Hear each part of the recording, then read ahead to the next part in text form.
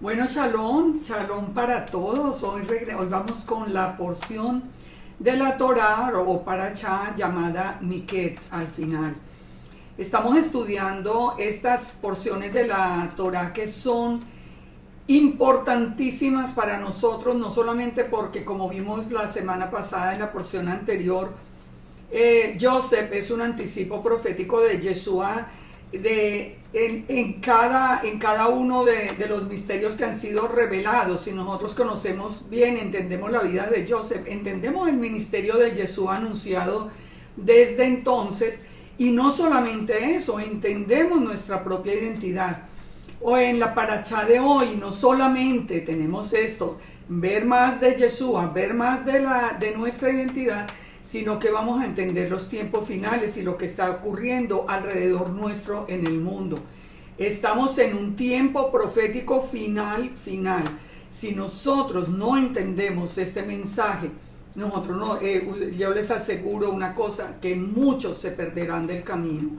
Fíjense, los invito a que entremos en la porción y los invito a que con mucha atención reflexionemos en cada uno de los versículos que vamos a estudiar en estos capítulos de Bereshit, desde el 41:1 hasta el capítulo 44:17, que es lo que compone la porción de esta semana. En Génesis 15, 13, 16, recordemos que el Eterno le había dicho a Abraham que ten por cierto que tu descendencia morará en tierra ajena y será esclava allí y será oprimida 400 años. Mas a la nación a la cual servirán juzgaré yo, y después de esto saldrán con gran riqueza, y tú vendrás a tus padres en paz y serás sepultado en buena vejez. Y en la cuarta generación volverán acá, porque aún no ha llegado a su colmo la maldad del amorreo hasta aquí. Recordemos que esta promesa es la que estamos viendo que se está cumpliendo. Una de las cosas que yo les explicaba la semana pasada es que aún eventos que parecen, o que son, no que parecen, que son realmente malos o contrarios a la voluntad del Eterno, muchas veces ocurren porque definitivamente el Eterno cumple su palabra y sabe de qué manera hacer que las cosas se vayan dando de una manera perfecta. Ustedes van a ver, por ejemplo, en el día de hoy cómo una hambruna obliga a Jacob y a su familia a venir a Egipto, cumpliendo con lo que el Eterno le había dicho a Abraham, que serían esclavos en Egipto. La hambruna no está en la voluntad del Eterno, Él quiere para nosotros provisión, pero las cosas ocurren con un motivo. Ahora es muy importante que se advierta aquí que aún no había llegado al colmo la maldad del amorreo. Yo creo que si nosotros miramos desde este momento los tiempos finales, estamos viendo cosas tan terribles, pero ¿saben una cosa? Aún no ha llegado al colmo la maldad. Estamos viendo cosas realmente sorprendentes. Es que ni encuentro la palabra. Sorprendentes. Por ejemplo, encontrar que en Canadá ya está autorizado legalmente el bestialismo, la unión de una persona con un animal. Eso sobrepasa toda capacidad de expectativa. Eso jamás en la vida pensamos que pudiera ocurrir. O como en Europa, en algunos países que ya está autorizado el matrimonio entre padres e hijos. Ya estamos viendo una maldad tan impresionante, pero aún no ha llegado al colmo. Tenemos que estar preparados. Pero vamos al texto, y ustedes van a entender hoy muchísimo de lo que el Padre me ha venido mostrando, que les voy a compartir hoy acerca de estos tiempos finales basados en la porción de la Torá. Génesis 41, de la prisión a palacio, le puse como título, porque vamos a ver el sueño del faraón. Recordemos que José está en prisión en este momento, y él dio la semana pasada que estudiamos la porción anterior, él dio la interpretación a los sueños del copero y el panadero de Faraón. Entonces dice acá en el verso 1, aconteció que pasados 2 años tuvo Faraón un sueño y le parecía que estaba junto al río. Noten en el lado derecho en el PowerPoint que habla de 2 años. Esto ya vamos a ver por qué es tan importante. Y que él dijo, tuvo Faraón un sueño, le pareció que estaba junto al río y que del río subían 7 vacas hermosas a la vista, muy gordas, que pasían en el prado, y que tras ellas subían del río otras 7 vacas de feo aspecto y enjutas de carne, y se pararon cerca de las vacas hermosas a la orilla del río, y que las vacas de feo aspecto y enjutas de carne devoraban a las 7 vacas hermosas y muy gordas, y despertó Faraón. Fíjense, miren esta imagen. En la imagen ustedes pueden ver más o menos, digamos que la representación de este sueño. Y este sí es que es un sueño que nosotros estamos viendo en este momento cumpliéndose. Fíjese, la palabra nos dice que pasaron 2 años exactos. Nosotros sabemos por la misma escritura que un día es como 1000 años y 1000 años como un día. Así que 2 años exactos, 2 años exactos, no es una locura interpretarlo como que pasarían 2 días o 2000 años. Es decir, estamos hablando de después de los 2 años exactos, 2 años de días, dice en hebreo. Fíjense que es muy interesante cuando ustedes pueden encontrar el texto en hebreo. En hebreo nos dice pasados 2 años de días el faraón, y ya sigue con el texto. Así que es muy importante saber que este sueño se iba a cumplir, digamos que en este tiempo, proféticamente después de 2000 años. ¿Qué podemos entonces hablar? Yeshua hace 2000 años y ya unos años más, pero 2000 años básicamente, que vino, murió, resucitó, subió y se sentó a la derecha del Padre de nuevo. Ahora, dice aquí que pasados los 2 años, o sea, pasados los 2000 años, viene esto. Esto es lo que nosotros estamos viendo. Fíjense, analicemos el sueño, pero teniendo en cuenta las palabras en hebreo. Las vacas de feo aspecto, dice, nosotros lo leemos en español y dice solo como enjutas y de mal aspecto, pero en hebreo es la palabra ra, que significa unas vacas que eran malas, no eran vacas feas, eran vacas malas, malignas, perversas. Y vamos a ver la importancia. No es lo mismo una vaca fea que una vaca mala. Ahora, la referencia a los hombres es clara, porque al hablar de estas vacas que salen del río, ¿a qué representa el río? El río representa el mundo. Perdón. Estas vacas malas representan al ser humano inclinado al mal. Estas vacas están paradas junto a una que son de buena apariencia, que la palabra es es la palabra de las de buena apariencia, que salieron del río las malvadas, y se pararon cerca a las vacas de buen aspecto y las devoraban. Este sueño de Faraón hace referencia sin duda a un problema económico, porque nos está hablando de que las unas estaban gordas, está hablando de una buena economía.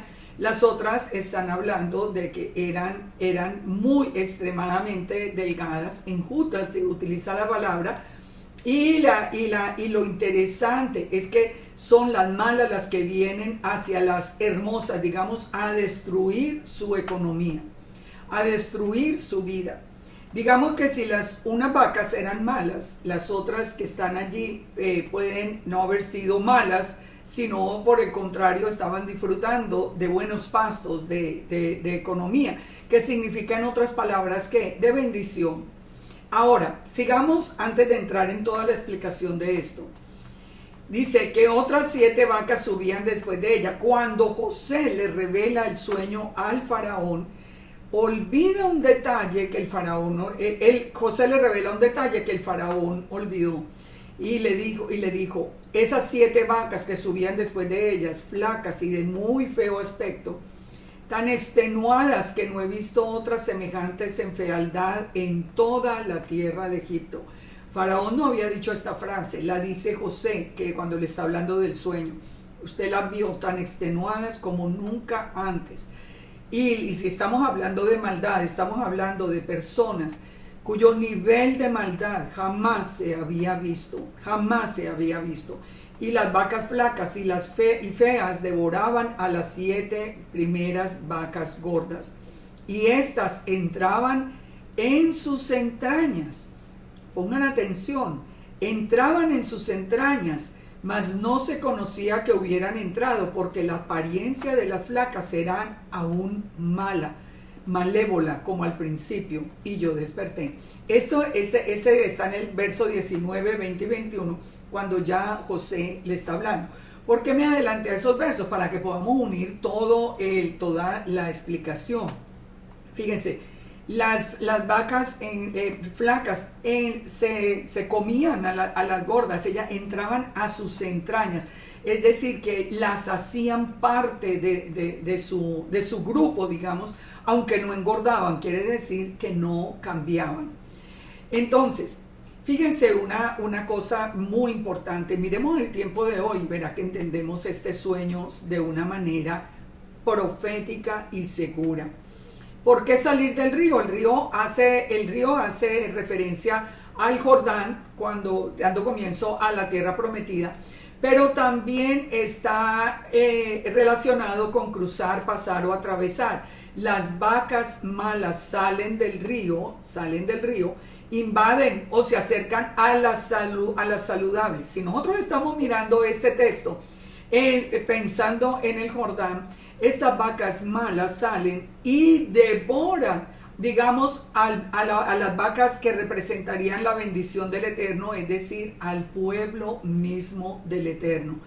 Al pueblo mismo del Eterno. Pero noten que aunque despojan de todo a las saludables, ellos traen la maldición consigo. Miremos Apocalipsis y comparemos.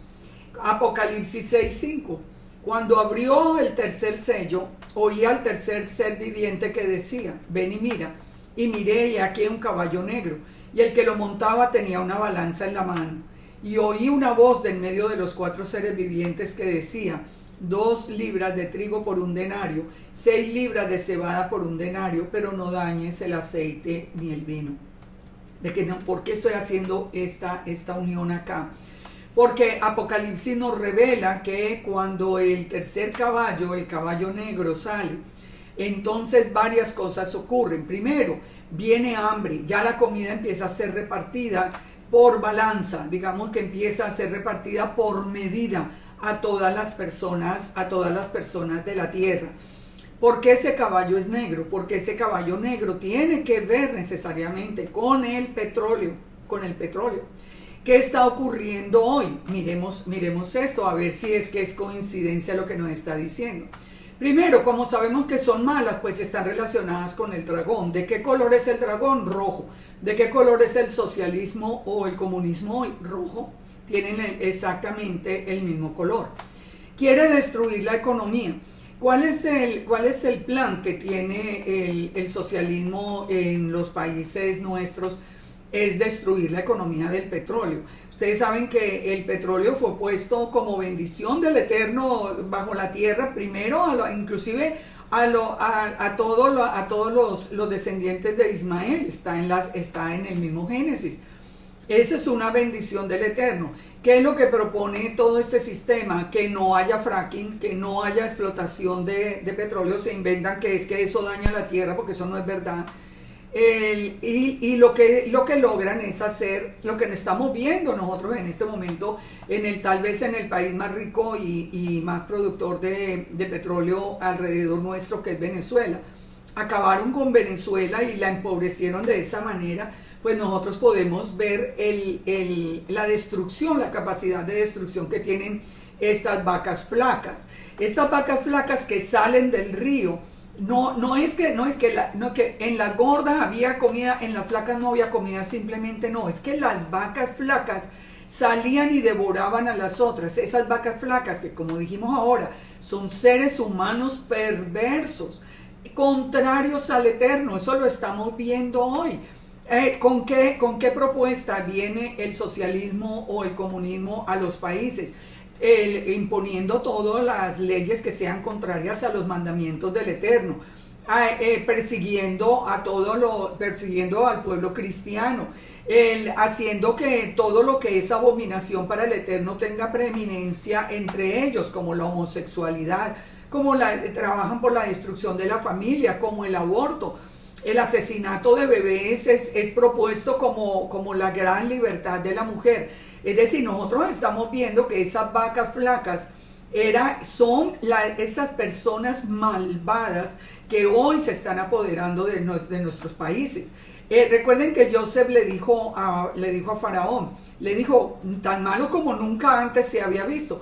Yo creo que nunca en la historia nosotros habíamos visto que a los gobiernos de los países nuestros llegaran personas asesinas, asesinos, violadores, con un récord criminal que les prueban los robos de frente, pero nada ocurre. Ellos tienen todo listo para que nada les ocurra.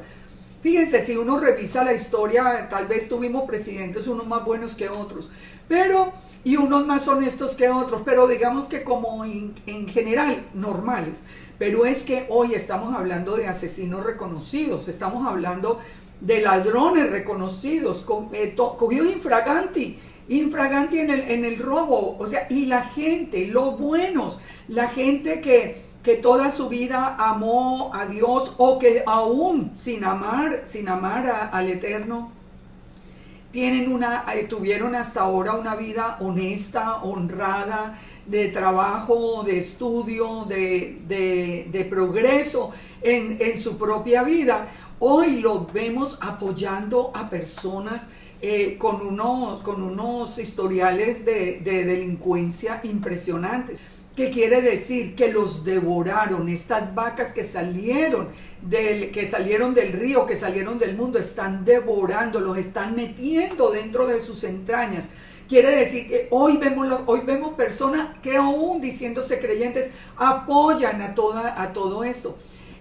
¿Cuál es el objetivo? Empobrecer las naciones, acabar, como les decía, con el petróleo, con la minería legal, porque entonces ellos hacen la minería ilegal y se enriquecen ellos, con la propiedad privada, con las empresas privadas, se distribuyen el campo, pero no para progresarlo, sino que presentan reformas para destruir la capacidad de un país de alimentarse. Esto lo estamos viendo. Ahora, nosotros siempre sabemos a través del libro de Apocalipsis que viene el tiempo del antimesías, que en el tiempo del antimesías no se puede ni comprar ni vender, o sea que va a haber una marca de la bestia que va a hacer que todos, dice, ricos y pobres, o sea, todos, absolutamente todos, tengamos que tener una marca o tengan que tener una marca de la bestia para poder comprar o vender. ¿Qué está haciendo el socialismo hoy? Nos está, digamos que, aclimatando. En todos los países ya se está promoviendo lo que se llama como el carnet de la patria o el carnet de la nación. Tienen diferentes nombres, pero usted ya no puede ni entrar al hospital, ni comprar, ni vender si usted no tiene ese carnet de la patria. ¿Para dónde nos llevan? Nos llevan para la marca, pero llevan al mundo tranquilo. Ya la gente carga su carnet de la patria como si nada, sin entender que es un proceso de irlo aclimatando, digamos, para que reciban la marca de la bestia sin ningún problema. Nosotros vemos hoy cómo estas vacas flacas, estos hombres perversos han tomado aún el pueblo del Eterno. Cuando vemos pastores cristianos, como en el caso de Venezuela, orando por sus dictadores que empobrecieron y se robaron la nación. O sea, es que lo que estamos viendo es literalmente el sueño de Faraón en vivo y en directo.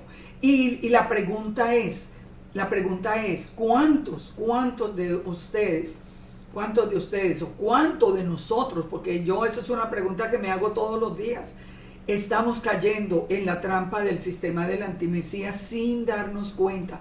Esas vacas enjutas o malas nos han devorado. Ya se está hablando de unidad de religiones. ¿Cuál es el calificativo hoy para nosotros los creyentes? que somos fanáticos, que somos un grupo de odio, que nosotros odiamos, que si no aceptamos la homosexualidad es porque odiamos, que si no aceptamos la unidad de religiones es porque nosotros nos creemos que tenemos una exclusividad, que somos fanáticos. Bueno, hoy todo se tergiversó. Lo bueno es malo, lo malo es bueno. Exactamente como está en el sueño de Faraón. Entonces, todo, cuando nosotros estamos analizando todo esto, ¿a dónde quiero yo llegar? A que abramos los ojos, porque realmente estamos en una situación muy, muy, muy crítica, en la que esas vacas gordas que tenían la bendición están siendo consumidas por estos seres malignos y perversos. Volvamos entonces al texto, volvamos al tiempo de Joseph. Se durmió de nuevo Faraón y soñó la segunda vez, que 7 espigas llenas y hermosas crecían de una sola caña, y que después de ellas salían otras 7 espigas, menudas y abatidas del viento solano, y las 7 espigas menudas devoraban a las 7 espigas gruesas y llenas. Y despertó Faraón, y he aquí que era sueño. Dice que las 7 espigas hermosas salían de una sola caña. ¿De quién está hablando? Pues del pueblo del Eterno. Nosotros todos somos descendientes de Abraham, Isaac y Jacob. Salimos de una sola caña. El pueblo de Israel es eso. Y recordemos que la iglesia como una comunidad gentil no existe. No existe. La iglesia, de acuerdo a Efesios 2, cuando creyó en Yeshua, es injertada en el olivo de Israel, y ahora tiene la ciudadanía de Israel. Hoy está dentro de esta misma espiga que viene de una sola caña, que tiene un solo origen. Ahora, fíjense más o menos aquí cómo sería esa representación del sueño de Faraón. Las menudas provienen de diferentes cañas y son muy débiles. ¿De qué nos está hablando? ¿De qué es el nuevo orden mundial? El nuevo orden mundial, que hoy ya se plantea de una manera explícita y abierta, cobija a todo tipo de credo, de raza y de color, con una apariencia de ser algo bueno. No, pues entonces aquí todo, porque todos nos vamos a amar. Mentira. Recordemos que aún en el sueño de Nabucodonosor, cuando hablaba ya de los pies, que era lo último, decía que era una mezcla entre hierro y barro, que eran mezclas humanas, pero mezclas que no prevalecen, mezclas que no se dan en la realidad. Solamente están unidos en apariencia, porque recuerden, el enemigo se disfraza de ángel de luz, y por eso pareciera lo que propone, está hablando de las apariencias, pero que pareciera que lo que propone es como muy bueno, que bueno, todos en paz, porque mire, las religiones han causado son divisiones. Pues sí, es que el Eterno dijo que Israel era un pueblo apartado, que es lo que significa la palabra santo. El nuevo orden mundial es el que está cobijando a todo tipo de credo. ¿Y por qué es muy débil? Pues porque al final el más malo traiciona al que sigue y es el que se apodera por la fuerza de la autoridad mundial. Ahora, ¿qué significa 7? ¿Por qué 7 espigas? Porque 7 significa plenitud o totalidad. El nuevo orden mundial va a cobijar a todos los países del mundo. Somos nosotros los que tenemos que decidir si entramos dentro de ese tiempo o no. Sigamos con el capítulo 41, versículo 8. Sucedió que por la mañana estaba agitado su espíritu, y envió e hizo llamar a todos los magos de Egipto y a todos sus sabios, y les contó Faraón los sueños, pero no había quien los pudiese interpretar.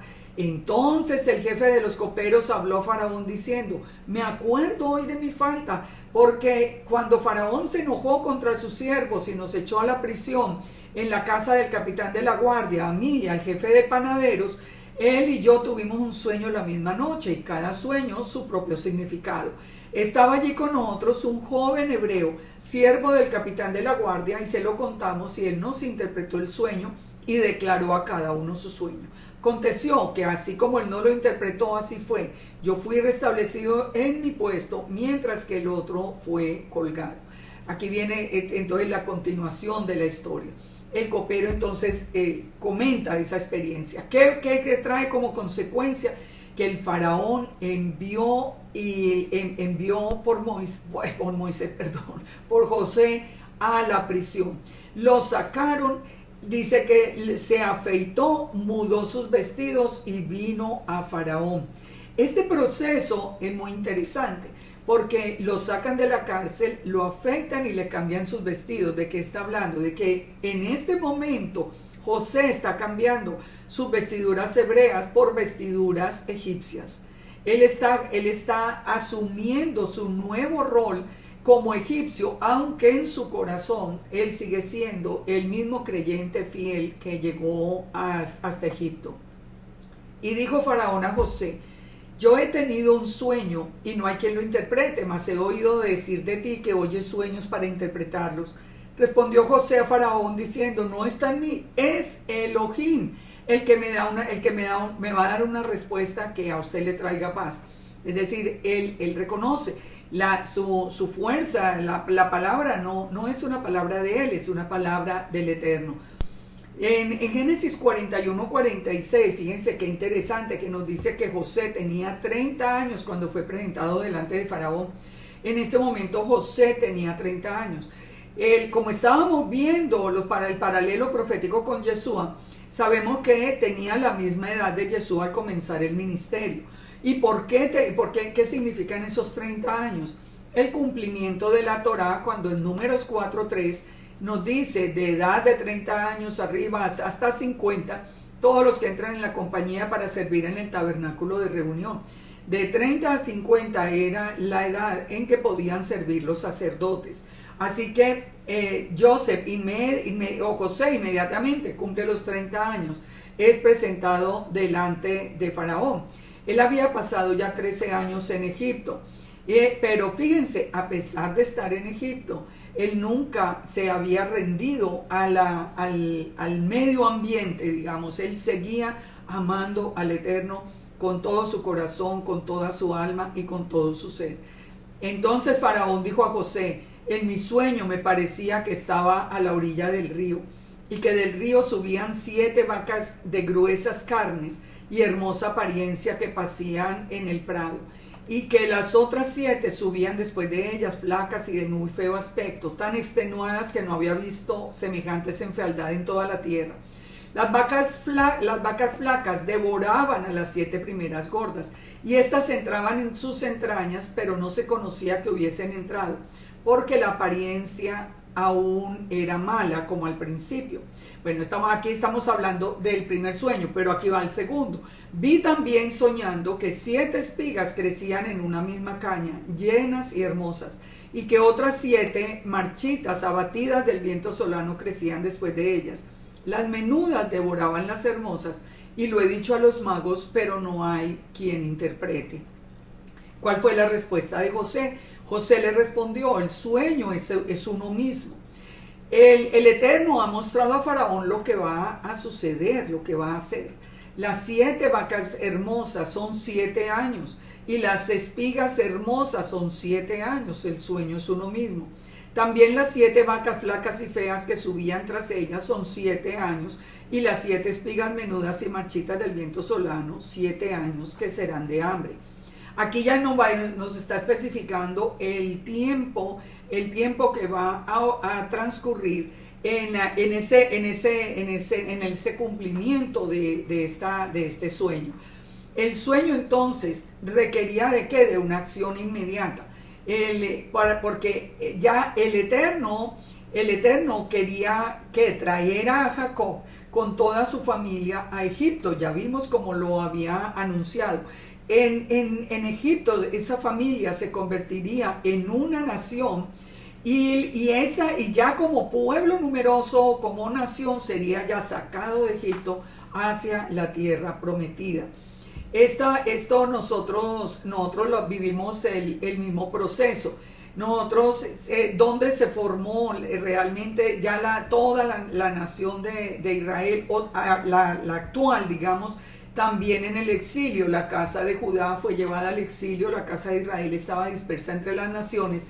¿Y qué está haciendo en estos últimos años El Eterno nos está levantando toda la casa de Israel, está levantando las 12 tribus, está formando ese pueblo para sacarlo en ese segundo éxodo de Egipto. Eso es lo que viene muy pronto, la recolección del remanente que será sacado para ser llevado al desierto, como en el primer éxodo, para que el Eterno mismo lo guarde. Si ustedes no han escuchado acerca de este segundo éxodo, pueden ir en mi muro de YouTube, pueden ver los videos de lo que es el segundo éxodo. Ahora, en los 7 años de abundancia y los 7 años de escasez, hace que la interpretación del sueño en general, hace que Faraón se pregunte, se haga esta pregunta: ¿acaso hallaremos a otro hombre como este en quien esté el Espíritu de Dios? ¿A ustedes no les llama la atención que Faraón mismo reconoce el poder del Eterno? Ellos tenían sus propios dioses, pero él reconoce que sus propios dioses son mudos, no existen, son de piedra, son hechos por el hombre. Él reconoce que hay un Dios todopoderoso, que es el único, igual a lo que pasó cuando estaban en Egipto, cuando van a estar en Egipto ya a la salida. Noten, Faraón entonces comienza a cambiar la identidad de Joseph, y lo va a colocar en un sitio de honor. Y ese cambio de identidad tiene un propósito. ¿Cuál es el propósito que tiene el cambio de identidad? Lo vamos a ver inmediatamente, porque estamos hablando del paralelo entre Joseph y Yeshua. Entonces, él dice: esto es lo que respondió a Faraón, lo que Elohim va a hacer, lo ha mostrado a Faraón. Fíjense que el profeta Amós dijo: el Eterno no hará nada sin que lo revele en secreto a sus siervos los profetas. En este tiempo final, el Eterno nos está revelando lo que va a pasar. Y créanme que somos ya muchos los que hemos sentido del Eterno el mismo llamado. Estamos en un tiempo de alerta roja, en un tiempo de ya final, donde todos estos eventos van a empezar a desarrollarse de una manera más explícita. Ya se han venido dando, ya esas vacas flacas están devorando a las bendecidas. Y en el 41:29 nos dice: he aquí que vienen 7 años de gran abundancia, dice entonces José, y tras ellos seguirán 7 años de hambre, y toda abundancia será olvidada en la tierra de Egipto, y el hambre consumirá la tierra. Esto va a pasar, que ya vimos que es el proyecto que tienen en cada país estas vacas malvadas de ahora, y que aquella abundancia no se echará de ver a causa del hambre siguiente, la cual será gravísima. Y el suceder el sueño 2 veces significa que la cosa es firme de parte del Eterno, y que el Eterno se va a apresurar a cumplir su palabra. Por tanto, provéase Faraón de un varón prudente y sabio, y póngalo sobre la tierra de Egipto. Haga esto Faraón, y ponga gobernadores sobre el país, y quinte la tierra de Egipto en los 7 años de abundancia. Junten la provisión de estos buenos años que vienen, recojan el trigo bajo la mano de Faraón para mantenimiento de las ciudades, y guárdenlo. Y esté aquella provisión en depósito para el país, para los 7 años de hambre que habrá en la tierra de Egipto, y el país no perecerá de hambre. ¿Cuál es la instrucción para este tiempo? Miren, sigan la instrucción de las escrituras. No sigan un maestro si ese maestro no sigue la escritura literalmente. Miren, las escrituras son reales, son verdaderas, ni una palabra cae en tierra sin que se haya cumplido. Si el maestro que usted sigue las escrituras, usted va a tener esa persona que le dirija durante este tiempo difícil que ya el Eterno está anunciando. En cuanto a juntar provisiones y todo esto, yo siempre insisto en una cosa: Lo más importante es situarnos bajo las alas del Todopoderoso, porque nosotros ya lo vimos después del primer éxodo. Nosotros vimos que cuando la comida se acabó, maná cayó del cielo. Cuando el agua faltaba, de las rocas salía agua. Pero ¿a quiénes? Al pueblo que estaba bajo la protección del Eterno. Recuerden que esto es lo que es la palabra salvación. Estar bajo las alas del Eterno, que es el que salva a su pueblo, el que no se adormece ni duerme. Si usted se aleja de las escrituras, usted se va a encontrar tranquilamente en medio de todas esas vacas feas y enjutas.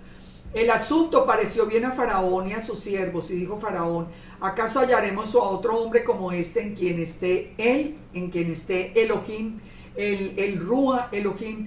Y dijo Faraón a José: pues que el Eterno te ha hecho saber todo esto, no hay entendido ni sabio como tú. Tú estarás sobre mi casa y por tu palabra se gobernará todo mi pueblo. Solamente en el trono seré yo mayor que tú. Fíjense que esto es muy interesante porque nosotros vemos más adelante cómo también el Eterno pone a Moisés al lado de Faraón, cómo pone a Daniel del lado también en la alta corte con Nabucodonosor. Siempre el Eterno va a levantar un líder que esté en ese puesto de eminencia. Ahora, pero fíjense acá, si seguimos viendo el paralelo con Yeshua, entendemos que el Eterno, el único que está por encima de Yeshua en el trono, es el Eterno. Ya aquí José dice, el faraón le dice a José: estarás en mi casa, por tu palabra se gobernará mi pueblo, y solamente en el trono seré yo mayor que tú. Exactamente como Yeshua. Yeshua es la palabra de Elohim para nosotros, y Yeshua dijo: mi Padre mayor que yo es. ¿Eso quiere decir que Yeshua es diferente del Padre? No, de ninguna manera. Lo que pasa es que Yeshua es la palabra del Eterno enviada para guiarnos en todo el proceso de restauración de Israel. Pero fíjense, solamente en el trono es el Eterno, el Dios de Israel, Yahweh, el único que está por encima de Yeshua, porque Él es el que le dice a Yeshua, que es su palabra, qué es lo que debe decir o no. Así lo afirmó el mismo Yeshua en sus propias palabras. Dijo además Faraón a José: he aquí que yo te he puesto sobre toda la tierra de Egipto. Entonces quitó su anillo de su mano y lo puso en la mano de José. Quitó su anillo.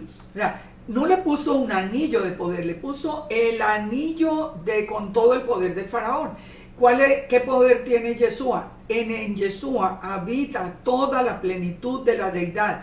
Y Yeshua mismo dijo: toda autoridad me ha sido dada en los cielos y en la tierra. Esa es la prueba de que Yeshua es el Eterno, es la palabra de Él, es la imagen visible de Elohim invisible, porque tiene toda la autoridad, lo mismo que aquí José está teniendo toda la autoridad también para dirigir Egipto. Y lo hizo subir en su segundo carro, lo hizo vestir de ropas de lino finísimo. Recuerden que el lino fino, blanco y resplandeciente, ¿qué significa? Las obras justas de los santos. Es decir, aquí también está en el mismo paralelo de Yeshua, que fue tentado pero nunca pecó. Y puso un collar de oro en su cuello. El oro siempre nos habla de realeza. Y lo hizo subir en su segundo carro. Y pregonaron delante de él: doblar la rodilla, y lo puso sobre toda la tierra de Egipto. Entonces resumamos, fíjense, resumamos la autoridad de Joseph. Estará sobre mi casa, que le dijo el Eterno a Yeshua, lo mismo, que él lo enviaba con toda la autoridad en los cielos y en la tierra. Por tu palabra, por tu menra, dice el Targum, todo mi pueblo será alimentado. Cuando nosotros leemos este texto desde el Targum, que es la versión aramea de la Torá, encontramos esta palabra: todo mi pueblo será alimentado por ti, según dice el Targum. Excepto por el trono, yo seré mayor que tú. ¿Qué nos dijo a nosotros Yeshua en Juan 6:35? Yo soy el pan de vida. Fíjense que todo es absolutamente consistente. lo puso sobre toda la tierra, le colocó el anillo real, ocupaba el segundo cargo en importancia, lo mismo de que ya dijimos de Yeshua, y todos hacían doblar la rodilla delante de él. Miremos las citas entonces. Juan 10:14, yo soy el buen pastor, conozco mis ovejas, las mías me conocen, él tiene todo el conocimiento. En Juan 6:35, yo soy el pan de vida, el que a mí viene nunca tendrá hambre, el que en mí cree nunca tendrá sed. En Juan 14:28, hoy vengo y voy a vosotros, si me amareis os habréis regocijado porque yo voy al Padre, porque el Padre mayor que yo es. Aquí está reconociendo lo mismo que José, que solo el faraón era mayor que él. Apocalipsis 19:16, le puso en su vestidura y en su muslo el nombre de Rey de Reyes y Señor de Señores. Las vestiduras reales que fueron colocadas sobre Joseph son las vestiduras reales de Yeshua. En Mateo 28:18, hablando de la autoridad, dijo, toda potestad me ha sido dada en el cielo y en la tierra, dijo Yeshua, como en este momento tiene José. Y en Filipenses 2:10, el faraón decía que todos se tenían que doblar la rodilla delante de José.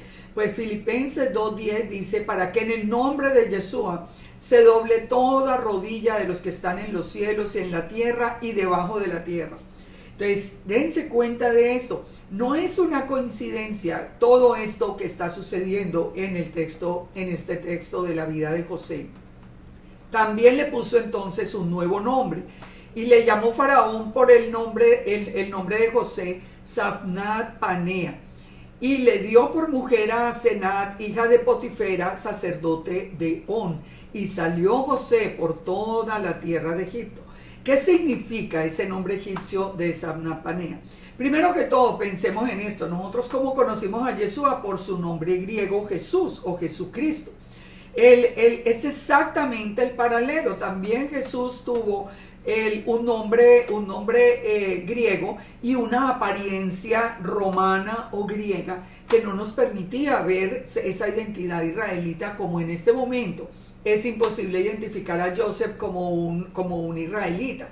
Pero miremos más allá, no solamente el hecho de que haya tenido un nombre egipcio, miremos lo que significa el nombre egipcio.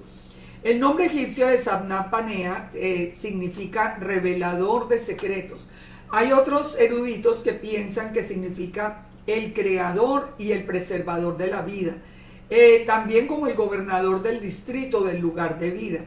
El Targum Onkelos de nuevo nos revela que el nombre de José significa el hombre a quien las cosas escondidas le son reveladas, que significa Dios habla o él vive. Esto está en el Targum. Aquí les pongo exactamente, a ver si los voy a ampliar acá para que lo puedan mirar, dónde están los nombres escondidos de Safnat Panea de acuerdo al Targum. Ahora, fíjense esto.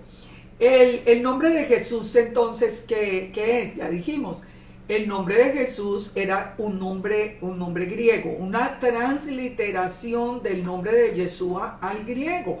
Es una transliteración.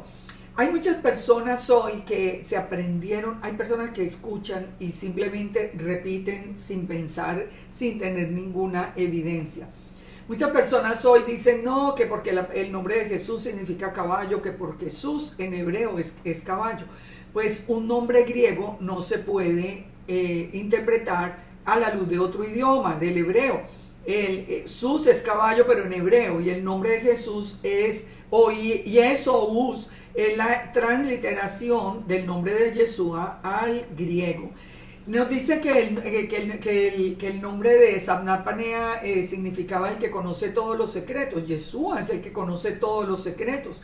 Es el único que ha visto al Padre. Nos lo dijo ¿dónde? En Juan 6:46.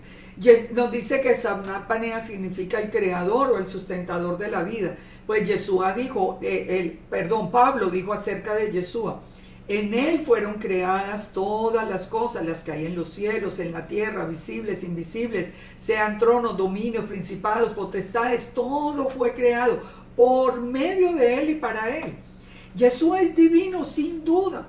Yo no me canso de repetir, ¿cómo es posible que leyendo las escrituras puedan creer que Yeshua es un hombre común y corriente, hijo de Miriam y de José, como hoy dicen tantos maestros? Yo no puedo entender. Definitivamente es una ceguera, las vacas flacas que ya se apoderaron de las bendecidas. Que Yeshua es el preservador de la vida. ¿Qué dijo? Que Samnat Panea significa el preservador de la vida. ¿Qué dice Yeshua?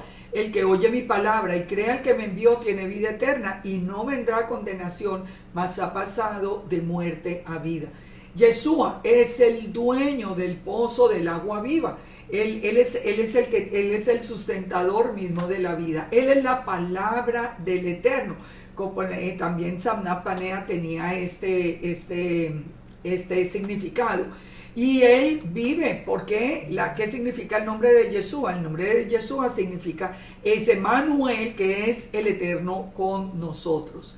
Ahora, fíjense acá cómo la transliteración del nombre de Yeshua se puede probar, cómo se transliteró. Entonces, a esto sumémosle algo que es muy interesante.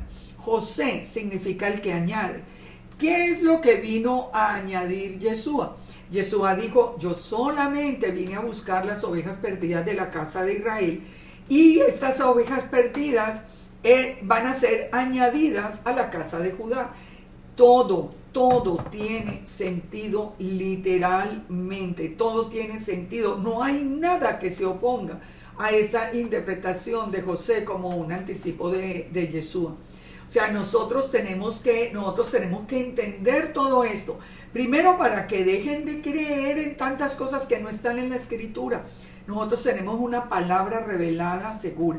Y si usted no cree en las escrituras, en la Biblia, pues ¿en qué cree? En cualquier hombre que le quiera enseñar cualquier error. Si usted de los que están hoy pasando estudios basados en Wikipedia y a eso le cree, bueno, pues usted ya sabe que usted no va por un camino seguro. Volvamos aquí a Bereshit 41-45, la familia de José. José tomó por esposa a Asenat. ¿Quién era Asenat? La hija de Potifera, sacerdote de On, y salió José, dice, por toda la tierra de Egipto. ¿Qué significa Asenat? Significa que pertenece a la diosa Neit, que ella era la hija del sacerdote de On. Que On, fuerza, que significa fuerza o vigor, fue una ciudad del Bajo Egipto, que en el límite con la tierra de Goshen y centro de la adoración al sol. Esto es muy importante de entenderlo. Les voy a mostrar estas dos imágenes y miremos acá con mucha atención esto. ¿Qué les recuerda a ustedes el lado izquierdo? La Iglesia Católica, digamos que después de Yeshua viene la dispersión de la casa de Judá y toda la persecución a todos los que ya creían, los cristianos, los que creían en Yeshua. Y finalmente 350 años después surge la Iglesia Católica. La Iglesia Católica era una mezcla entre lo hebreo y el culto al sol. Entonces pasaron el Shabbat para el domingo, porque el domingo es el día del sol invictus, de acuerdo a la iglesia. Entonces la custodia que ustedes ven ahí a la mano izquierda representaba el sol en su totalidad. Entonces las vestiduras de ese Jesús eran unas vestiduras romanas, eran unas vestiduras paganas y siempre con la aureola del sol atrás.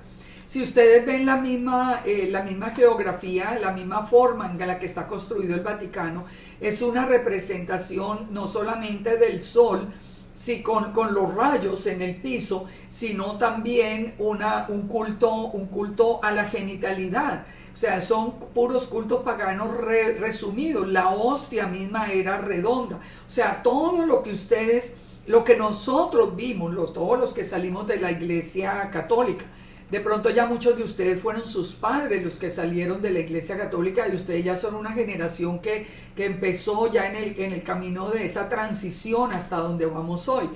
Pero esto que nos recuerda a José casado con Asenat, la hija del dios Sol. Cuando nosotros vemos esto, que sabemos que la Iglesia Católica era una mezcla también entre la parte hebrea, digamos lo que es la Biblia que se conservó, y el culto al sol. Es exactamente igual. Y en la próxima paracha, en la próxima semana, cuando ya nosotros lleguemos en la próxima semana, cuando lleguemos a la adopción de Efraín y Manasés y a la inclusión de Efraín y Manasés como una de las tribus de Israel, vamos a pasar al lado derecho de la imagen. ¿Qué es el lado derecho de la imagen? Es el cambio que nosotros hicimos. Ahora nosotros tenemos el símbolo de la menorá, nosotros es Israel, son las 12 tribus de Israel, es la Torá. O sea, este es el camino de transición que nosotros hemos pasado, y ese camino de transición nos lleva literalmente al tiempo de José. Nos lleva a entender por qué José se casa con Asenat, la hija del dios Sol. Pero recuerden, cuando Efraín y Manasés, que lo vamos a ver como les digo más adelante, sean adoptados como una de las tribus, la madre desaparece. Ellos ya no traen consigo ninguna de las enseñanzas del Sol. Entonces, todo esto nosotros lo tenemos que entender para que podamos ver nuestra propia identidad proféticamente, cómo fue escrita que iba a ser. La Iglesia Católica, la Iglesia Cristiana, y hoy los huesos secos que resucitan, la casa de Israel que se está levantando, todas las tribus de Israel que se están levantando, son parte de un caminar, son parte de ese camino de restauración del proceso. Volvamos a José. ¿Qué estaba pasando? El Eterno estaba cumpliendo una promesa que le había hecho, o una palabra profética que le había dado a Abraham. Le había dicho, van a estar esclavos en Egipto por 400 años, y allí la familia se convertirá en una nación. Ya les dije al principio, no todo es bueno, no todo lo que veamos malo es porque no viene de la voluntad del Eterno. Ahora se está cumpliendo este tiempo anunciado. También nosotros empezamos por la Iglesia Católica, y por lo menos gracias a que un hombre como Lutero en un momento dado se enfrentó a todo ese imperio y puso las escrituras otra vez en manos de todos los seres humanos, porque eso estaba perdido por siglos. Era exclusividad, estaba prohibido que la gente tuviera una copia. Entonces, él sigue un camino que es absolutamente claro sigue un camino donde ya tenemos las escrituras, donde nace entonces la Iglesia Cristiana. La Iglesia Cristiana se acerca a las escrituras, que todavía tiene errores, pues claro, porque estamos, saliendo de Egipto poco a poco. En la Iglesia Cristiana se dejó atrás la idolatría, se dejaron atrás varias cosas, todavía se llevó consigo el domingo, el cambio del domingo, las fiestas, muchas cosas. Pero si nosotros aprendemos a ver esto como un camino, más fácil damos el paso de hoy, que es el de ya definitivamente salir como Efraín y Manasés y regresar al pueblo de Israel y regresar a la Torá. Nosotros somos esa casa de Israel, ese Efraín y Manasés, que al final, que ya estamos a punto, aquí en la profecía, ya estamos a punto de ser injertados en Israel. Nosotros hoy es el tiempo en que el Eterno nos llamó a cumplir con esto. Yo espero que ustedes lo puedan ver, que ustedes lo puedan entender, y así pastores, líderes, todos saben qué hacer, qué camino tomar, porque esto no es un movimiento nuevo ni una secta por allá rara, es parte del camino. Salimos de José y Asenat, hebreo con la adoración al sol, y después vamos a llegar a Efraín y a Manasés, que van a ser injertados de nuevo en Israel.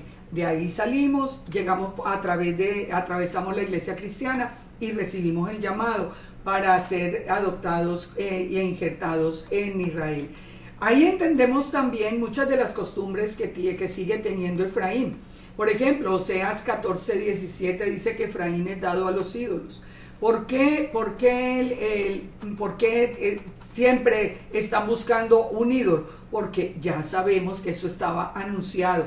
En Ezequiel 8:17 que dice, ¿no has visto? Es cosa liviana para la casa de Judá hacer las abominaciones que hacen, han llenado de maldad la tierra, se volvieron para mí para irritarme, y aquí que aplican el ramo a sus narices. Está hablando eso, pero advierte el Eterno también que la casa de Israel va a hacer exactamente lo mismo. En Oseas 5:12 dice, yo seré como polilla a Efraín y como carcoma a la casa de Judá. ¿Esto qué quiere decir? La polilla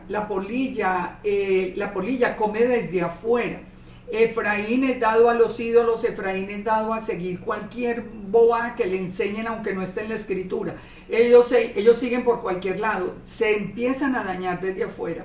En cambio, la casa de Judá es carcoma desde adentro, desde su propia enseñanza, lo que consideran su propia sabiduría, que si los sabios dijeron por encima de la escritura, desde ahí viene la destrucción de cada una de las casas. En fin, nosotros podemos entender todo el proceso de hoy a la luz de todos estos procesos que ha tenido Israel. Continuemos entonces. Nacieron a José 2 hijos antes de que viniese el primer año de hambre, los cuales le dio a luz a Senat, hija de Potifera, sacerdote de On. En este tiempo, después del 2000 y mucho más intensamente, digamos, desde hace unos 2 años, el mensaje del llamado de Efraín y Manasés está tomando muchísima fuerza. Aquí dice que los hijos Manasés y Efraín nacieron antes de que viniese el primer año de hambre. ¿Qué quiere decir? Que vamos a ver ese tiempo porque ya se está levantando. Y llamó José el nombre del primogénito Manasés, porque dijo, el Eterno me hizo olvidar todo mi trabajo y toda la casa de mi padre. Y llamó el nombre del segundo Efraín, porque dijo, el Eterno me hizo fructificar en la tierra de la aflicción. Entonces, el significado mismo nos está hablando. Efraín, que significa fructífero. Recuerden, el pueblo se iba a multiplicar como la arena del mar, que no se puede contar. Miren lo que pasa en el verso 47. En aquellos 7 años de abundancia, la tierra produjo a montones. Él reunió todo el alimento de los 7 años de abundancia que hubo en la tierra de Egipto y guardó alimento en las ciudades, poniendo en cada ciudad el alimento del campo de sus alrededores. Recogió José trigo como arena del mar. Yeshua recoge la casa de Israel incontable como la arena del mar también. Dice aquí mucho en extremo, hasta no poderse contar porque no tenía número. Ustedes se dan cuenta, todo lo que fue será, no hay nada nuevo debajo del sol. Nada nuevo debajo del sol. Eso está anunciado también donde en Oseas 1:10, en Génesis 32:12, en la multiplicación. Así se cumplieron los 7 años de abundancia que hubo en la tierra de Egipto, y comenzaron a venir los 7 años de hambre como José lo había anunciado. Y hubo hambre en todos los países. Cuando se sintió el hambre en toda la tierra de Egipto, el pueblo clamó a Faraón por pan. Y el Faraón le dijo a los egipcios, vayan a José y haced lo que él os dijere. Por eso yo les decía ahora, yo veo muchas personas que guarden alimentos, Mire, yo prefiero decirle a la gente, porque no sabemos si hay gente guardando alimentos hace mucho tiempo que se dañan. Yo prefiero decir como dice la palabra, más bien vayan a Yeshua y hagan todo lo que Él os diga. A todo lo que Él nos dice, eso es lo que tenemos que hacer. Cuando nosotros estamos en obediencia, Él es el que va a ver por nosotros. Él va a hacer que el pan nuestro no falte. Y el hambre estaba por toda la extensión del país. Entonces abrió José todo granero donde había y vendía a los egipcios, porque había crecido el hambre en la tierra de Egipto. Y de toda la tierra venían a Egipto a comprar de José, porque toda la tierra había crecido el hambre. Entonces, fíjense, los 7 años fueron para toda la tierra, los 7 años de escasez, para ahora que viene el nuevo orden mundial, trayendo ¿qué? Hambre en toda la tierra. Esa es la gran diferencia. Cuando un país se somete al Eterno, tiene bendición y provisión. Cuando un país lo deja, se enfrenta y apoya a los enemigos, la maldición y el hambre vienen. Ustedes lo pueden leer en Deuteronomio 28. Génesis 42, vamos al capítulo 42, el cumplimiento del sueño. Viendo Jacob que en Egipto había alimentos, dijo a sus hijos: ¿por qué os estáis mirando? He aquí que yo escuché que hay víveres en Egipto. Vayan y compren allá para que podamos vivir y no muramos. Aquí cumpliéndose entonces que la voluntad del Eterno, que tenían que ir a Egipto. Ellos iban a ir por su propia voluntad, no los impulsó el hambre.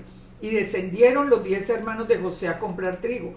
Mas Jacob no envió a Benjamín, hermano de José, con los hermanos, porque dijo: no sea que acontezca algún desastre. Recordemos lo que había pasado con la historia de José.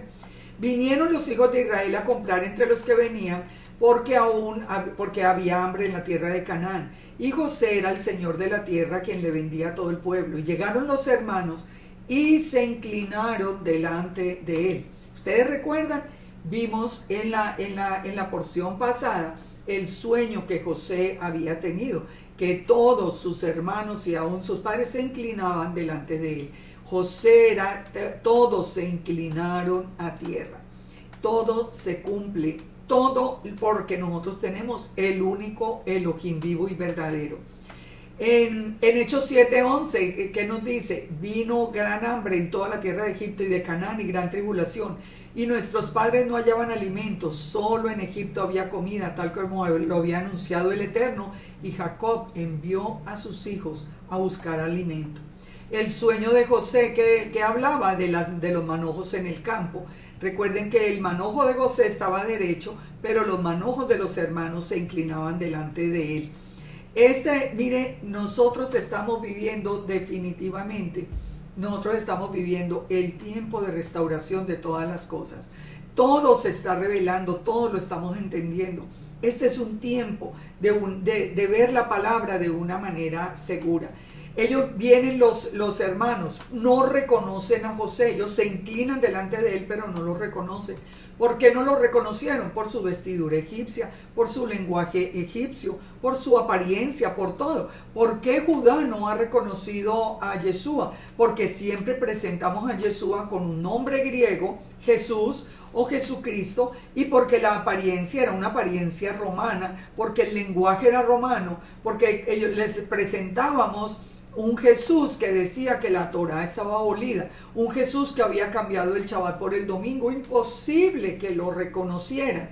Pero nosotros estamos ahora en ese proceso, y nosotros estamos hoy presentándole a la casa de Judá una imagen diferente. Pero finalmente, ¿cuándo es que se va a revelar Yeshua a la casa de Judá? Cuando sea la segunda vez que se enfrentan a él.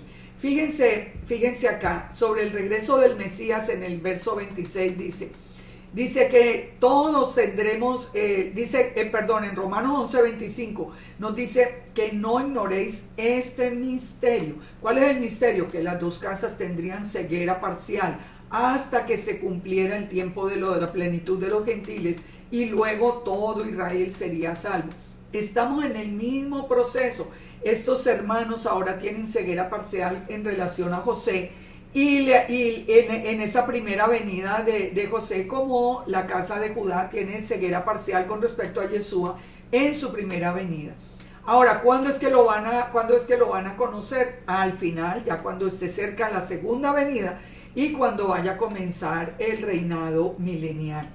Fíjese, al final todo Israel va a estar unido. A esto lo vamos a ver también en el plan que se va a hacer a continuación, donde José quiere enviar por su padre y por su hermano, que todavía no están inclinados delante de él. Génesis 42. José, cuando vio a sus hermanos, los conoció, mas hizo como que no los conocía.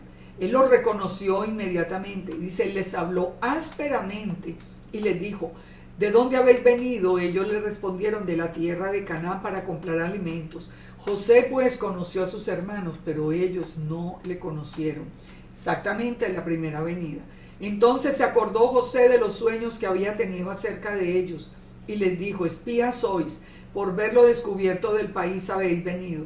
Ellos le respondieron: no, Señor nuestro, sino que tus siervos han venido a comprar alimento. Todos somos hijos de un varón, hombres honrados, tus siervos nunca fueron espías. Aquí comienza todo un plan que incluye redención, todo un plan que incluye salvación, porque lo va a traer, va a recoger el pueblo del Eterno para salvarlos de este tiempo de hambre. José les dijo, no, ustedes vinieron a verlo descubierto del país como espías. Ellos le respondieron, somos 2 hermanos, hijos de un varón de la tierra de Canaán. El menor está con nuestro padre y el otro no aparece. Le están diciendo que José no había aparecido. José les dijo, esto me confirma que son espías y en esto seréis probados. Si su hermano menor no viene aquí, necesito que venga su hermano menor. Enviad a uno de vosotros que traiga a vuestro hermano y los demás van a quedar presos. Y vuestras palabras serán probadas si en verdad en vosotros, si en verdad sois espías o no. Entonces los puso a todos en la cárcel por 3 días. Al tercer día les dijo José, haced esto y vivid, yo temo a Elohim. Si sois hombres honrados, que quede preso en la casa de vuestra cárcel uno de los hermanos, y los otros llevad alimento para el hambre de vuestra casa. Pero van a traer al hermano menor, y serán verificadas nuestras palabras y no moriréis. Y así lo hicieron. Y decían el uno al otro, verdaderamente hemos pecado contra nuestro hermano, pues vimos la angustia de su alma cuando nos rogaba y no le escuchamos. Y ellos empiezan a recordar lo que habían hecho con José, lo que habían hecho. Rubén les dijo, no les dije que no pecaran contra el joven, pero ustedes no escucharon. Aquí se nos está demandando su sangre. Ellos pensaban que José había muerto. Fíjense, el Mateo 10:26 nos dice que no hay nada encubierto que no haya de ser manifestado, ni nada oculto que no haya de saberse. El pecado siempre va a ser en algún momento revelado, pero ese es el principio de ¿qué? De la redención. Entonces dice que dijo a sus hermanos, mi dinero se me ha devuelto y helo aquí en mi saco. Entonces se les sobresaltó el corazón y espantados dijeron el uno al otro, ¿qué es esto que nos has hecho, Elohim? Ahora, fíjense, ¿qué era lo que había sucedido acá? Entendamos el verso 25. José mandó que llenaran los sacos con alimento, con trigo, y que le devolvieran el dinero de cada uno de ellos poniéndolo en su saco, el dinero que ellos habían pagado por esos alimentos, y les dio comida. Miremos hasta acá, por eso lo puse acá, primero la conclusión y después la explicación. ¿Por qué estamos tratando el tema de que José le da la provisión? Porque Yeshua es el pan mismo de vida, es el alimento que sobreabunda y que es gratuito. José no solamente que le envía a su familia, a su padre y a su hermano, que eran los que estaban allá, ¿no? y al resto de la familia por los hermanos ya casados, pero él les devuelve no solamente el alimento, sino el dinero. ¿Qué nos dice Isaías 55:1? Que los sedientos podemos venir a las aguas y los que no tienen dinero, venir, comprar y comer, que la bendición del Eterno es gratuita, solo requiere ¿de qué? De obediencia. Pero estos hermanos que ya han pasado por todo este interrogatorio y esta duda y este temor que ellos tienen, abrieron el saco para dar de comer al asno en el mesón y vieron el dinero. Entonces, imagínense el terror que debieron haber sentido ellos. Los hermanos llegaron finalmente a Canaán, a la casa de Jacob, y le relataron toda la experiencia en Egipto. Entonces Jacob les dijo, y también le contaron que la exigencia era que tenía que ir Benjamín. Jacob les dijo, pero si ustedes me habéis privado de mis hijos, José no aparece ni Simeón tampoco. Simeón fue el que quedó preso, y a Benjamín le llevaréis, contra mí son todas estas cosas. Y Rubén le dijo, haz morir a mis 2 hijos y no te devuelvo a Benjamín. Y él dijo, no descenderá mi hijo con vosotros, pues su hermano ha muerto y de él solo ha quedado. Y si le aconteciere algún desastre, haré descender mis canas con dolor al Seol. Que la presión de Benjamín que hizo que Jacob los tuviera que acompañar hasta la tierra de Egipto por el afán de no abandonarlo. ¿Cuál era el propósito del Eterno? Reunir a toda la familia de Jacob. El hambre entonces, capítulo 33, era grande. Aconteció que cuando acabaron de comer el trigo que trajeron, le dijeron al padre: volvamos entonces por un poco más de alimento. Judá dijo: aquel varón nos protestó diciendo que si no traíamos a Benjamín, si no llevábamos a Benjamín, no podíamos regresar. Imagínense, a pesar de que el otro hermano estaba preso. Él dice: si enviamos a nuestro hermano si envías a nuestro hermano con nosotros, descenderemos y compraremos alimento. Pero si no lo envías, no vamos a descender, porque él nos advirtió que era imposible ir sin Benjamín. Dijo entonces Israel: ¿por qué me habéis hecho tanto mal? Y ellos le respondieron: aquel varón nos preguntó expresamente por nuestra familia y dijo: ¿vive aún vuestro padre? ¿Tenéis otro hermano? Le declaramos conforme a la realidad, a la verdad. ¿Acaso podíamos saber que él nos diría que lleváramos el hermano? Entonces Judá dijo a Israel su padre: envía al joven conmigo y nos levantaremos e iremos, a fin de que vivamos y no muramos nosotros, tú y nuestros niños. Yo te respondo por él, dijo Judá. A mí me pedirás cuenta. Si yo no te lo vuelvo a traer y si no lo pongo delante de ti, seré para ti el culpable para siempre. Pues si no nos hubiéramos detenido, ciertamente hubiéramos ya vuelto 2 veces. Entonces Israel, su padre, le respondió. Fíjense que aquí el que responde no es Jacob, es Israel. ¿Por qué dijimos en unas porciones pasadas? Cuando Jacob habla como persona, a nivel personal, como el jefe de esa familia. Cuando dice que habla Israel es porque está hablando a nivel profético. Israel, su padre, le respondió: pues que es así, hacedlo, tomad de lo mejor de la tierra, llevad a aquel varón un presente, un poco de bálsamo, un poco de miel, aromas, mirra, nueces y almendras.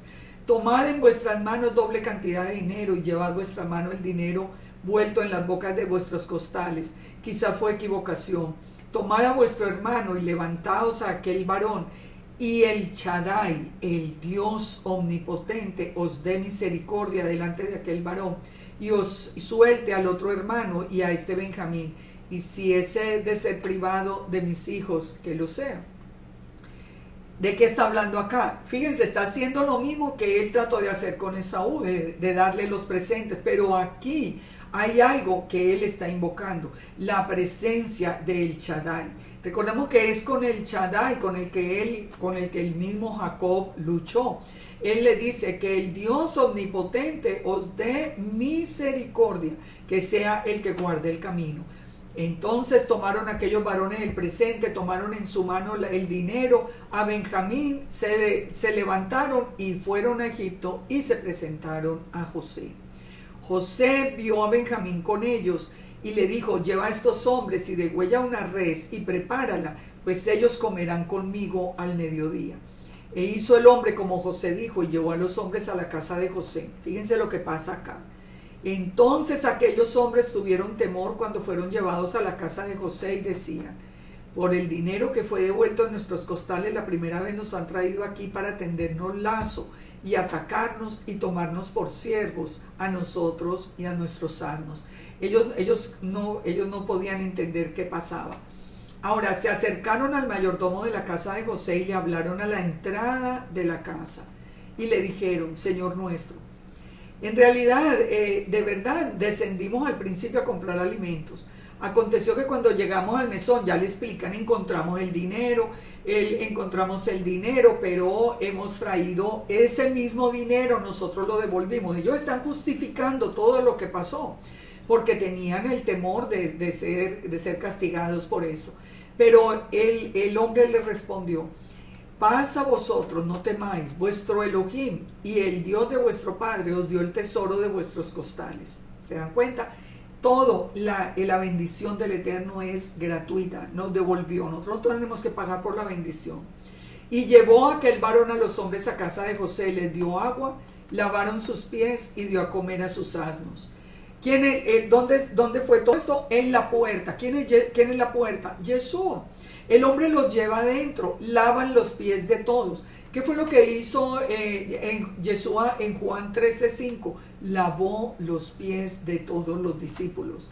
La limpieza, ¿qué significa? Como la nueva vida, el que nace del agua y del espíritu. Aquí estaban ellos naciendo primero del agua, después vamos a hablar de la redención del espíritu.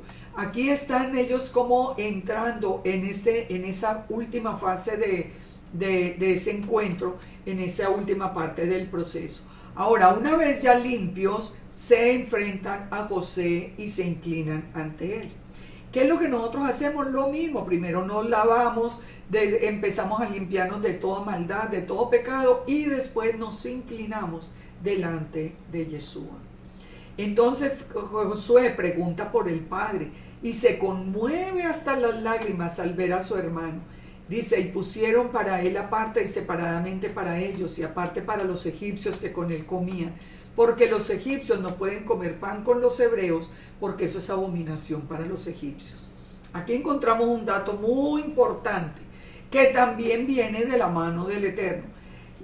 Cuando se van a sentar en la mesa de José, ponen a los hebreos a un lado y a los egipcios a otros. ¿Por qué? Porque para los egipcios no pueden comer pan con los hebreos, porque es abominación para los egipcios, nos dice la palabra. Pero fíjense lo que nos dice el Targum. El Targum nos dice lo siguiente, nos aclara algo muy, muy interesante. En hebreo aparece la palabra pan o lejen, como la comida que los hebreos comen y los egipcios rechazan. Pero el Targum nos dice, los egipcios no pueden comer pan con los hebreos porque ellos comen el ganado al que los egipcios temen o adoran. O sea, el problema no era el pan, no era compartir el pan entre unos y otros. El problema es que los egipcios para los egipcios esa era abominación que los hebreos comieran del ganado que ellos adoraban, que era el cordero, según nos lo dice el mismo Targum. Entonces, esto tiene sentido porque después vamos a encontrar que nos dice la palabra, que para los egipcios era abominación los pastores de ovejas y que el cordero era una deidad para ellos. Aclaremos entonces todo esto. José manda a preparar toda la cena, pero los ordenan sentarse aparte. Los egipcios adoraban al cordero, el carnero era uno de sus dioses. Pero ellos veían que los hebreos comían. Entonces para ellos esto era abominación. ¿Qué sucede más adelante? Porque les digo que todo esto es hasta parte del plan. Porque en Génesis 46 vamos a ver en la paracha próxima, cuando nos dice, hombres de ganadería han sido tus siervos desde la juventud hasta ahora. Y los pusieron a morar en tierra de Gosén, porque para los egipcios es abominación todo pastor de ovejas. No porque los pastorearan, sino porque también las sacrificaban. Entonces ellos estuvieron en la tierra de Gosén. ¿Por qué era esto un plan del Eterno? Porque el Eterno permitió que Israel creciera unido en el mismo territorio hasta el final. Fíjense que después de los 400 años, cuando ya viene la liberación de Egipto, los encontramos en la misma tierra de Gosén.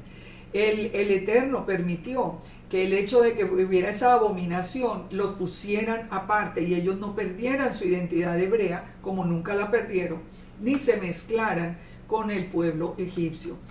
Entonces se sentaron delante de él, el mayor conforme a su progenitura y el menor conforme a su edad. Los hermanos de José ya se sientan en orden y estaban atónitos mirándose el uno al otro.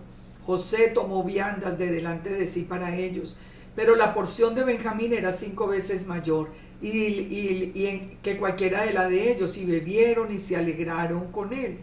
Un día, ¿qué va a pasar en el futuro? Vamos a estar reunidas las 12 tribus alrededor de la mesa del Mesías. Recuerden Ezequiel 37, las 12 tribus, las 2 casas de Israel unidas en la mano del Todopoderoso. Allí es cuando nosotros vamos a entender algo que cantábamos cuando estábamos en la iglesia, pero que ni entendíamos. Que dice, es el Salmo 126:1, que dice que cuando Yahweh haga volver la cautividad de Sión, seremos como los que sueñan. Entonces nuestra boca se llenará de risa, nuestra lengua de alabanza. Entonces dirán las naciones, grandes cosas ha hecho Yahweh con estos, grandes cosas ha hecho Yahweh con nosotros, estaremos alegres. Un día vamos a estar sentados a la mesa del novio y allí todas las tribus de Israel vamos a estar celebrando haber regresado de la cautividad. Viene entonces Génesis 44, la copa de plata. Aquí ya vamos a hablar de la redención. Recuerda que vimos que primero fue la limpieza con el agua, ahora viene la parte de la redención. Entonces José mandó al mayordomo de su casa diciendo: llena de alimento los costales de estos varones, cuanto puedan llevar, y pon el dinero de cada uno en la boca del costal, y pondrás mi copa, la copa de plata, en la boca del costal del menor, con el dinero de su trigo. Él mandó una copa de plata. ¿Qué significa esa copa de plata? El Salmo 12 nos dice que las palabras de Yahweh son palabras limpias, como plata refinada. La plata está relacionada ¿con qué? Con redención. Cuando Zacarías 11, que ya lo vimos en la porción pasada, nos habla del cayado llamado gracia, que representa a Yeshua y a la casa de Israel. Él dice en el verso 14, quebré el otro cayado, ataduras para romper la hermandad entre Judá e Israel. Pero dice en Zacarías 11:10, tomé el cayado gracia, lo quebré para romper mi pacto, que es la división entre las dos casas.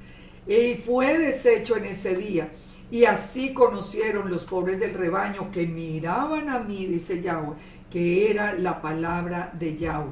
Hasta aquí que nos está revelando que Yeshua es Yahweh, que la palabra de Yahweh es Yahweh. Pero sigue diciendo, pero aquí como en Zacarías 12. Recuerda que en Zacarías 12 también el Eterno dice, mirarán a mí al que traspasaron, confirmando que es el mismo Yahweh. Ahora, pero en el verso 12 dice que le pesen el salario, y lo pesaron por 30 piezas de plata. Aquí también vemos entonces que la plata es un símbolo de redención. Es el símbolo es el precio que pagó, el que fue pagado para entregar a Yeshua. El precio del apreciado, dice. En Mateo 26:14 dice, uno de los 12 que se llamaba Judas fue a los primeros sacerdotes y les dijo, ¿qué me queréis dar? Y yo lo entregaré. Y ellos dijeron 30 piezas de plata. El precio de redención. El precio de redención. ¿Por qué mandó José su copa de plata? Para que ellos entendieran que tenían que pagar ese precio de redención. Venida la mañana, los hombres fueron despedidos, y habiendo ellos salido de la ciudad de la que aún no se habían alejado, José le dijo al mayordomo, levántate y sigue a los hombres, y cuando los alcances pregúntales por qué se robaron la copa de plata. Entonces, no es esta en la que bebe el Señor y por la que suele adivinar. Recuerden que José les está dando la apariencia de ser un egipcio. Habéis hecho mal en lo que hiciste. Ellos le respondieron, ¿por qué dice nuestro Señor tales cosas? Cuando ya los alcanzaron y les preguntan, nunca tal hagan tus siervos. El dinero que hallamos en la boca de nuestros costales lo volvimos a traer antes. ¿Cómo íbamos a robar ahora la copa de plata? ¿Cuál de tus siervos, aquel de tus siervos, en quien fuera hallada la copa, que muera, y aún nosotros seremos siervos de mi Señor? ¿Qué estaba pasando aquí? Parte del plan del Eterno para hacer venir a Jacob. ¿Por qué? Porque ellos se apresuraron, ellos creyeron que la copa de plata no estaba, y ellos se apresuraron a dar su palabra, que muriera aquel que tuviera la copa de plata. ¿Quién la tenía? Benjamín. Entonces, ellos la buscaron, y la copa fue hallada en el costal de Benjamín. Ellos rasgaron los vestidos, volvieron a la ciudad, vinieron donde José, se postraron delante de él en tierra por segunda vez, y les dijo José, ¿qué acción es esta que habéis hecho? ¿No sabéis que un hombre como yo sabe adivinar? Recordemos aquí también, Jesús conocía todas las cosas, aún el corazón de la gente. Entonces dijo Judá: ¿qué diremos a mi señor? ¿Qué hablaremos o con qué nos justificaremos? Elohim ha hallado la maldad de tus siervos. He aquí que nosotros somos siervos de mi señor, y también en aquel en cuyo poder fue hallada la copa. José respondió, bueno, miremos hasta acá lo que está sucediendo. Ellos todavía no han reconocido a José, a José, pero están reconociendo su culpabilidad, que es lo que es el comienzo de la redención. ¿Cuál es el comienzo de nuestra redención personal? Admitir nuestro pecado, admitir esa responsabilidad. Entonces dice el Elohim ha hallado la maldad de tus siervos. Ellos están reconociendo, nosotros sí cometimos un pecado. Y entonces le dice, nosotros somos siervos tuyos. O sea, él tendría que matarlos a todos. Él les dijo, perdón, me fui para donde no era. José respondió: nunca yo tal haga. El varón en cuyo poder fue hallada la copa, él será mi siervo, vosotros podéis ir en paz. O sea, no, yo solamente me quedo con Benjamín. Así que los hermanos se fueron, y lo que quería el Eterno que era que la presión de volver a ver a Benjamín, que era en este caso el hijo que le quedaba a Jacob de Raquel, hiciera que Jacob viniera también a postrarse delante de José. Con esto hasta aquí termina la porción de esta semana, y en la próxima semana vamos a continuar con todo esto que realmente nos deja a nosotros muchas enseñanzas. Me he extendido hasta el tiempo de hoy porque es pero necesario que abramos los ojos para ver el tiempo profético en el que nosotros nos encontramos.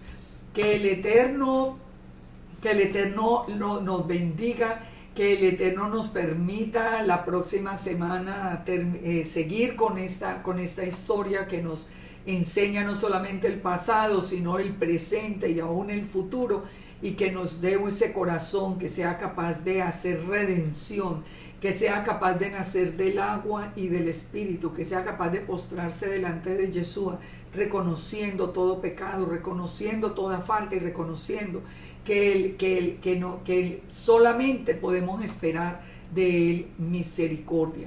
Su misericordia es para siempre.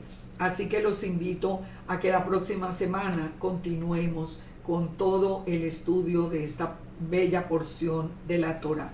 Shalom para todos, muchas bendiciones y Shabbat Shalom desde ahora.